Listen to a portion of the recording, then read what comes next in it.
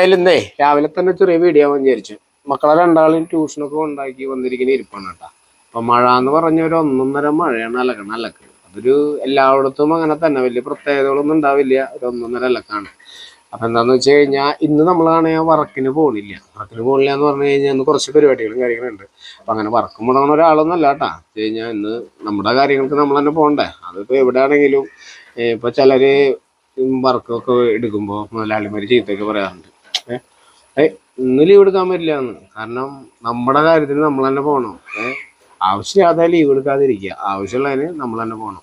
അപ്പൊ അതൊന്നും പറയാൻ വേണ്ടിയിട്ടൊന്നല്ല. അപ്പോൾ നല്ല മഴയാണ്. അപ്പൊ നമ്മൾ രാവിലെ എണീറ്റ് കഴിഞ്ഞാൽ ആദ്യം തന്നെ ചെയ്യാന്ന് പറഞ്ഞു കഴിഞ്ഞാൽ നമ്മുടെ കിണറുണ്ടല്ലോ, കിണറിന്റെ വല പൊന്തിച്ചിട്ട് വെള്ളം എന്തോരായി, മോട്ടോർ കയറ്റി കെട്ടാറായിണ്ടോ എന്ന് നോക്കിയിട്ടാണ് നമ്മുടെ ഒരു ദിവസം തുടങ്ങാറ്.